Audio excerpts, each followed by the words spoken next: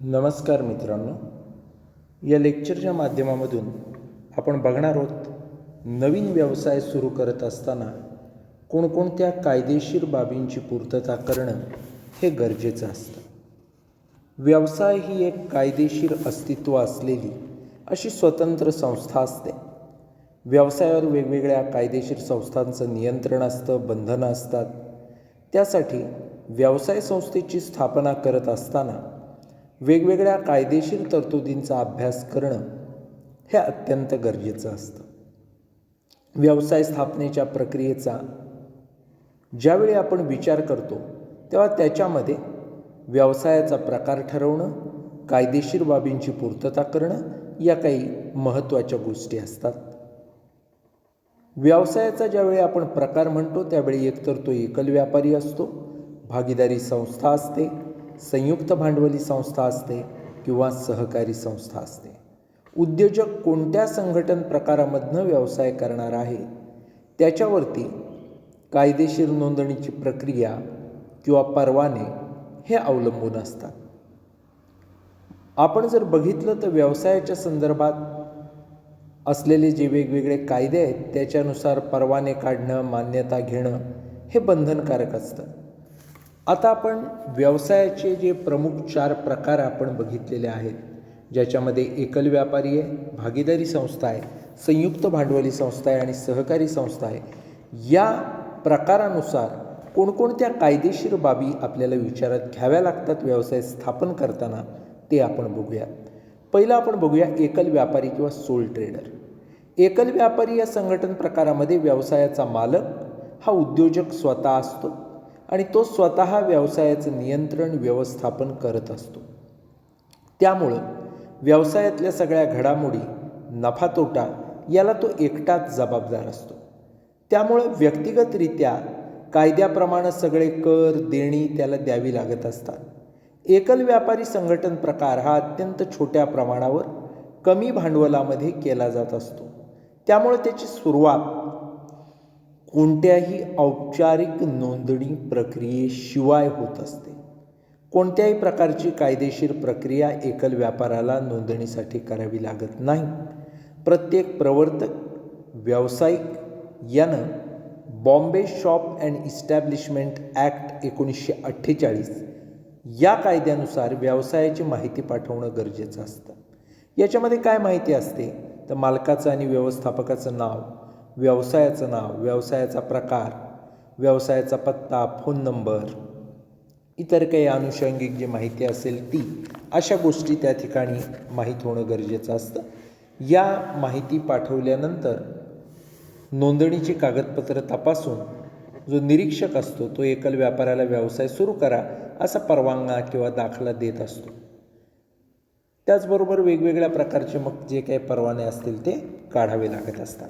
यानंतर जर आपण भागीदारी संस्थेबद्दल किंवा पार्टनरशिप फर्मबद्दल बघितलं तर आपल्या सगळ्यांना माहिती आहे की भारतीय भागीदारी कायदा 1932 याचं जे कलम 4 नंबरचं आहे त्या 4थ्या कलमामध्ये भागीदारीची व्याख्या सांगितली.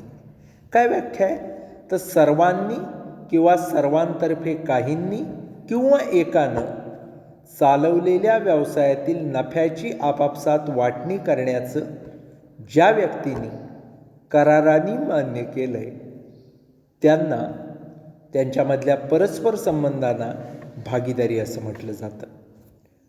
अशा प्रकारे 2 किंवा अधिक व्यक्ती असतात, कायदेशीर व्यवसाय एखादा करतात, त्यातून जो नफा मिळतो त्याची विभागणी करण्यासंबंधी करार करतात आणि हे सगळं जी संघटना स्थापन करून केलं जातं त्याला भागीदारी संघटना असं म्हणतात. भागीदारीचा करार असा आपण ज्यावेळी म्हणतो त्यावेळी भागीदारांचे अधिकार, कर्तव्य, व्यवसाय चालवायला लागणारे नियम याच्यासंबंधी करार बनवावा लागतो. हा करार लेखी किंवा तोंडी असू शकतो. करार लेखी असणं हे भागीदारांच्या दृष्टीनं चांगलं असतं. अशा लेखी करारालाच पार्टनरशिप डीड किंवा भागीदारीचा करार असं म्हणतात. भागीदारीचा करार हा कंपनीच्या घटनेसारखाच असतो. भागीदारी संस्थेची नोंदणी असं आपण ज्या वेळेला म्हणतो तेव्हा भारतीय भागीदारी कायदा 1932 प्रमाणे भागीदारी संस्थेची नोंदणी करता येत असते. परंतु भागीदारी संस्थेची नोंदणी करणं हे काही अनिवार्य कंपल्सरी नाही आहे. नोंदणी करणं म्हणजे भागीदारी संस्थेच्या नोंदणी अधिकाऱ्याकडे ठेवलेल्या नोंदवहीत आपल्या संस्थेचं नाव नोंदवून घेणं. भागीदारी संस्थेची नोंदणी करायची असेल तर भागीदारांना काही माहिती एका ठराविक छापील नमुन्यामध्ये भरून द्यावी लागते, ज्यामध्ये भागीदारी संस्थेचं नाव, व्यवसायाची मुख्य जागा, शाखा अशा गोष्टी, प्रत्येक भागीदाराचं पूर्ण नाव, वय, व्यवसाय, पत्ता, प्रत्येक भागीदारानं त्या भागीदारी संस्थेत प्रवेश कधी केला, ती प्रवेशाची तारीख, भागीदारीचा कालावधी, अशा वेगवेगळ्या गोष्टी त्याच्यात असतात. या अर्जावरती सर्व भागीदारांच्या सह्या असतात, तारीख असते, सोबत नोंदणी शुल्क, भागीदारीच्या कराराची एक प्रत हे पाठवायला लागतं. नोंदणी अधिकारी सर्व माहिती तपासून बघतो. सर्व माहिती खरी आहे असं त्याला खात्री पटली की नोंदणीचा दाखला देतो. नोंदणी झाल्यानंतर पुढं केव्हाही जरी भागीदारीला कराराला भागीदारांच्या संख्येत पूर्वी दिलेल्या माहितीबाबत कुठलाही बदल झाला तर त्याबाबतची लेखी सूचना असा बदल केल्यापासनं 14 दिवसांच्या आत नोंदणी अधिकाऱ्याकडे देणं हे गरजेचं असतं. यानंतरची जी आहे ती म्हणजे संयुक्त भांडवली संस्था, जॉईंट स्टॉक कंपनी. प्रमंडळ किंवा संयुक्त भांडवली संस्था ही भारतीय कंपनी कायदा 1956 प्रमाणे स्थापन केलेली आहे. ही व्यवसाय संस्था अनेक व्यक्ती एकत्र येऊन भागभांडवल उभारतात. त्याच्यामध्ये व्यवस्थापन असतं. व्यावसायिक व्यक्ती हे व्यवस्थापनाचं काम बघत असतात. सध्या जागतिकीकरणाचं युग आहे, त्यामुळं संयुक्त भांडवली संस्था ही सगळीकडं लोकप्रिय झालेली आहे.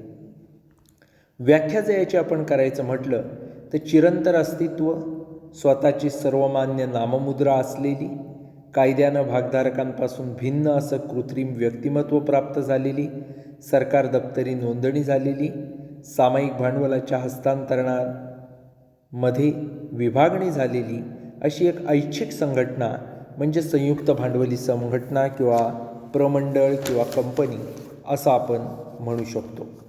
संयुक्त भांडवली संस्थेचं जर प्रकार किंवा वर्गीकरण या विषयावर आपण बोलायला गेलो तर अनेक प्रकार त्याच्यामध्ये आहेत. नोंदणीच्या पद्धतीनुसार आपण म्हणू शकतो सनदी कंपनी, नियामक कंपनी, नोंदणीकृत कंपनी, विदेशी कंपनी. सभासदांच्या देयतेनुसार आपण म्हणू शकतो भागानी मर्यादित, हमीनं मर्यादित, अमर्यादित कंपनी. सभासद संख्येनुसार खाजगी कंपनी, सार्वजनिक कंपनी. इतरही काही प्रकार आहेत जसं की सरकारी कंपनी, परवानाधारक कंपनी, बहुराष्ट्रीय कंपनी. आता नोंदणी या जॉईंट स्टॉक कंपनीची कशी केली जाते तर संयुक्त भांडवली संस्थेची स्थापना करणं, तिचा विलोप करणं या दोन्ही कठीण प्रक्रिया आहेत. का? कारण कंपनी कायदा 1956 मधल्या तरतुदी या त्या ठिकाणी वापराव्या लागतात. संयुक्त भांडवली संस्थेची स्थापना करत असताना तिची नोंदणी ही कंपनी कायद्यानुसार अनिवार्य आहे. वस्तुतः अशी नोंदणी झाल्यावर संस्थेचा जन्म होतो. संयुक्त भांडवली संस्थेची नोंदणी ही प्रमंडळ नोंदणी अधिकारी यांच्याकडे करणं हे बंधनकारक असतं. कंपनीची नोंदणी झाल्यानंतर प्रमंडळाला नोंदणी प्रमाणपत्र मिळतं, कायदेशीर अस्तित्व प्राप्त होतं. संयुक्त भांडवली संस्थेची नोंदणी करत असताना काही दस्तऐवज सादर करायला लागतात, ज्यामध्ये घटनापत्रक असेल, नियमावली असेल, व्यवस्थापकीय संचालक किंवा पूर्णवेळ संचालक म्हणून ज्यांची निवड होणार असेल त्यांच्याबरोबरचा करार. फॉर्म नंबर 1 मध्ये प्रमंडळाचा वकील, चार्टर्ड अकाउंटंट, सचिव जे कंपनीच्या नोंदणीचं काम पाहणार आहेत त्यांनी कायदा पाळण्याचं कायदेशीर कथन जे केलेलं आहे ते. फॉर्म नंबर 29 मध्ये संचालक म्हणून काम पाहायला असलेली जे संचालक आहेत त्यांची संमतीपत्र. फॉर्म नंबर 18 मध्ये कंपनीचा नोंदणीकृत कार्यालयाचा पत्ता. फॉर्म 32 मध्ये संचालक, व्यवस्थापकीय संचालक, व्यवस्थापक यांची सगळी माहिती या गोष्टी असणं गरजेचं असतं. कंपनीला नोंदणीचं प्रमाणपत्र मिळाल्यानंतर खाजगी कंपनी व्यवसाय सुरू करते, परंतु सार्वजनिक कंपनी व्यवसाय सुरू करण्याचं प्रमाणपत्र, ज्याला certificate of commencement of business म्हणतात, ते जोवर मिळत नाही तोवर व्यवसाय सुरू करू शकत नाही. सार्वजनिक कंपनी भांडवलाची उभारी करायची असेल तर परवानगी घेते. ती परवानगी त्यांना कायद्याने दिलेली असते. लोकांकडनं भांडवल उभारणी करण्यासाठी कंपनीची माहिती देणारं एक पत्रक, प्रॉस्पेक्टस अर्थात माहितीपत्रक तयार केलं जातं. माहिती पत्रकाच्या प्रतींवर कमीत कमी 2 संचालक आणि प्रमंडळ सचिव यांची सह्या असतात. कंपनी नोंदणी अधिकाऱ्याकडे ते सादर करायला लागतं. त्यानंतर मुद्रित माहितीपत्रकाचं वाटप हे सार्वजनिक रीतीनं लोकांमध्ये केलं जातं. वर्तमानपत्र असतील, नियतकालिका असतील, त्यांच्यामधनं जाहिरात देऊन लोकांना कंपनीचे भाग विकत घेण्यासाठी अर्ज करायचं आवाहन केलं जातं. विशिष्ट कालावधीमध्ये गुंतवणूकदारांनी अर्ज, त्यासोबत विशिष्ट रक्कम निर्देशित ठिकाणी बँकेत जमा करायची असते. याचा कालावधी देखील एक विशिष्ट असा ठरवलेला असतो. कंपनीचे भाग नोंदणी करण्यासाठी स्टॉक एक्सचेंजकडे अर्ज करणं, भागांच्या अर्जासोबत असलेली रक्कम जमा करण्यासाठी बँक खातं, ब्रोकर असतील, सल्लागार, ऑडिटर, तज्ज्ञ यांची नेमणूक करणं, सेबीनं भाग नोंदणीसाठी दिलेल्या मार्गदर्शक सूचनांची कार्यवाही करणं, अशी अनेक कामं त्या ठिकाणी करावी लागत असतात. कंपनीच्या भागांसाठी असलेल्या अर्जाचा विचार करून भाग आवंटन, अलॉटमेंट ऑफ शेअर्स, ठराव संचालक मंडळाकडनं संमत केला जातो. भाग अर्जदारांना भाग आवंटनामध्ये पत्र अर्थात लेटर ऑफ अलॉटमेंट पाठवलं जातं. आवंटनाचे पैसे अर्थात अलॉटमेंट मनी मागवले जातात. भाग आवंटनाचे पैसे कंपनीकडे गोळा झाल्यानंतर व्यवसाय सुरू करायचं प्रमाणपत्र, सर्टिफिकेट ऑफ बिझनेस कमेन्समेंट मिळतं. त्याची प्रक्रिया सुरू केली जाते. त्याच्यासाठी कंपनी नोंदणी अधिकारी अर्थात रजिस्ट्रार यांच्याकडे काही दस्तऐवज पाठवावे लागतात. यामध्ये विहित रकमेचं भाग भांडवल जमा झाल्याचं निवेदन असेल, संचालकांनी विहित रकमेचं भाग भांडवल घेतल्याचं निवेदन, प्रमंडळ सचिव किंवा एका संचालकानं या दोन्ही गोष्टी पूर्ण केल्याची कायदेशीर निवेदन. या सर्व दस्तऐवजांची तपासणी करून नोंदणी अधिकाऱ्याचं समाधान झालेलं असेल तर त्यांच्या सही शिक्क्यानिशी व्यवसाय सुरू करण्याचं प्रमाणपत्र, certificate of commencement of business, हे त्या ठिकाणी दिलं जातं. अशा पद्धतीनं संयुक्त भांडवली संस्थेची नोंदणी प्रक्रिया पूर्ण केली जात असते. यानंतर चौथी जी आपण बघणार आहोत ती आहे सहकारी संस्था, कोऑपरेटिव्ह सोसायटी. मर्यादित साधन संपत्ती असलेल्या व्यक्ती ज्या असतात त्या समता, एकता या तत्वावर स्वेच्छेनं एकत्र येतात. आपण आर्थिक विकास एकत्रितरित्या घडवून आणायचा आहे, यासाठी ते सहकार कायद्याखाली जी संस्था स्थापन करतात तिला सहकारी संस्था म्हणतात. भारतामध्ये 1904ला सहकार कायदा, सहकारी संस्था कायदा 1904 हा संमत करण्यात आला. स्वातंत्र्यप्राप्तीनंतर बँकिंग, पतपुरवठा, शेती, गृहनिर्माण, विपणन अशा अनेक क्षेत्रामध्ये सहकार चळवळीचा प्रसार झाला. सहकारी संस्थेची नोंदणी सहकार कायद्यानं करणं अनिवार्य आहे. सहकारी संस्थेच्या स्थापनेसाठी कमीत कमी 10 सभासद एकत्र येऊन संस्थेची नोंदणी करत असतात. सहकार कायद्यामधल्या तरतुदींप्रमाणे सहकारी संस्थेची बायलॉज, उपनियमावली तयार करावी लागते. उपनियमावली ही संस्थेची एक प्रकारे घटनापत्रकाचंच काम करते. सहकारी संस्थेची रीतसर नोंदणी झाल्यावर सभासदांमधनं संचालक मंडळ संस्थेचा कारभार बघण्यासाठी नियुक्त केलं जातं आणि सहकारी संस्था त्या ठिकाणी अस्तित्वात येते.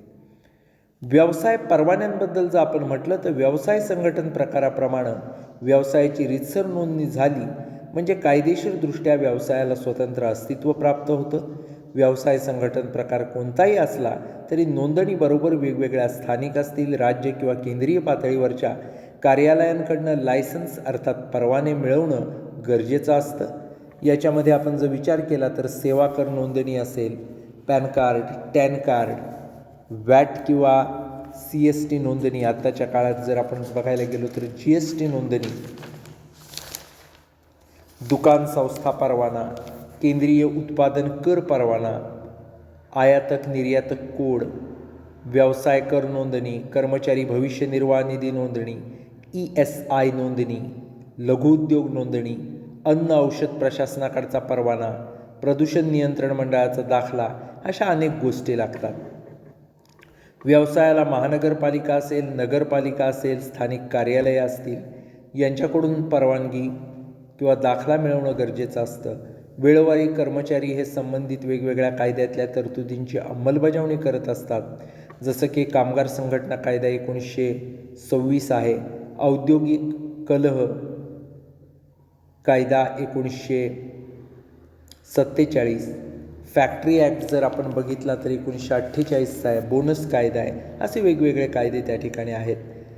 या सगळ्या माहितीवरनं व्यवसाय संघटनेच्या प्रकाराप्रमाणे नोंदणी प्रक्रिया असेल, परवाने असतील, कायदेशीर कार्यवाही असेल, या सगळ्याची कल्पना आपल्याला येत असते.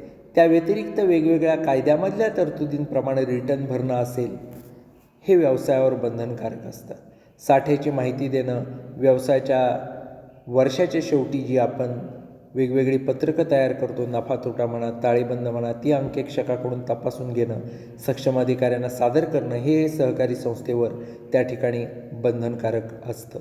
आपण या लेक्चरमधनं बघितलं आहे की एकल व्यापारी असेल, भागीदारी असेल, संयुक्त भांडवली संस्था असेल किंवा सहकारी संस्था असेल, त्यांना सगळ्या प्रचलित कायद्यांच्या कक्षेतल्या ज्या तरतुदी आहेत त्यांचं पालन करावं लागतं आणि व्यवसायाचं अस्तित्व, विकास यासाठी प्रयत्न करणं हे त्यांच्यावर बंधनकारक असतं. या ठिकाणी आपण थांबूयात. धन्यवाद.